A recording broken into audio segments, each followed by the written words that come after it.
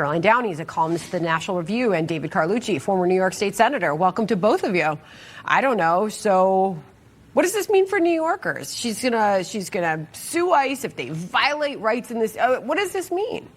Well, it's very simple. This means if you're going after our most violent criminals, you need a warrant. And that shouldn't be hard for ICE to develop. And I think that's what all Americans want. We're watching the horrific scenes come out of Minnesota, and we're saying, look, we need some standards. We want to support our law enforcement. We want to make sure that the violent standards are laws, and they're acting lawfully, and they're cracking down on criminal illegal aliens. But they're going on a wide swath of people. It's making us less safe. If you're fearful to go to church, swath of people. if you're Caroline, fearful to pick up your kids from school, that's a problem. We got to make a distinction here. They can request judicial warrants all day long, but this feels so performative because ICE was never required to honor these types of warrants because they have sovereignty.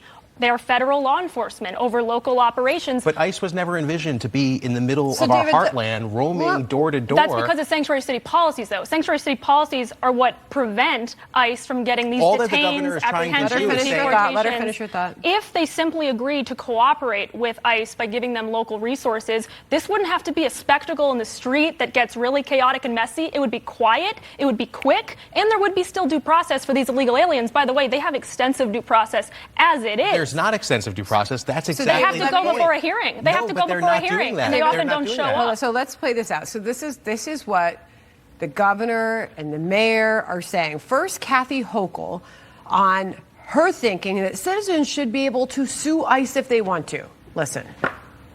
If ICE tramples on your constitutional rights, you should have a private right of action to sue them. And we have cases all over the state of New York where those rights have been violated. And then there's Mayor Mamdani, who says ICE is rotten. ICE is more than a rogue agency. It is a manifestation of the abuse of power. It was founded only in 2002. 4 mayors ago, it did not exist. Its wrongs need not be treated as inevitable or inherited. In fact, we know that there is no reforming something so rotten and so base. What does that rhetoric do, David? Seriously. This is simply about accountability. I was with the governor last week in a room ICE of people. Rotten?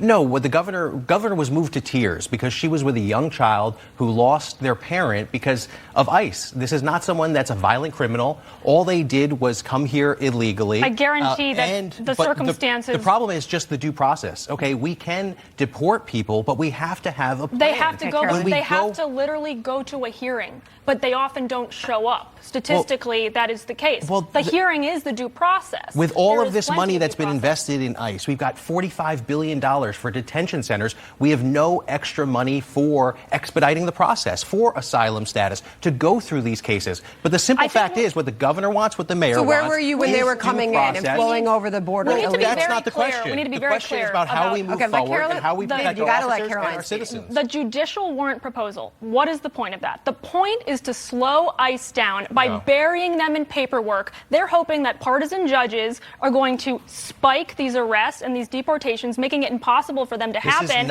And the delay is going to mean that illegal aliens flee. Okay. All right, David Hunt. The federal government is sovereign. The federal government is sovereign when it comes to immigration enforcement. This is the DHS response to Mamdani's executive order, by the way. When politicians bar local law enforcement from working with DHS, our law enforcement officers have to have a more visible presence so that we can find and apprehend the criminals let out of jails and back into communities. I'll give you guys a final thought here. Exactly. I mean, they're saying it very plainly that they literally have to conduct these very serious raids and searches, basically reconnaissance, to find the illegal alien criminals because the local blue jurisdictions don't want to cooperate. They don't want to help. They're hoping that these illegal aliens continue to be. Hold on. So just answer the question. Is ICE rotten? No, ICE is not rotten. Are they abusive? Well, this is the rhetoric coming from local officials on the ground in the city. We've seen with our own eyes where they've been abusive. They've killed American citizens, and we want accountability. That's all we're asking for. Caroline, due processes support the Constitution. I think this is a fallacy when Democrats say, we just want reform. We just want to look at the tactics and the training.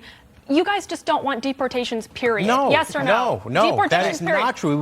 We don't want 1 million people deported. We don't want an arbitrary number that this White House has come up with. We actually want to go after criminals. Okay.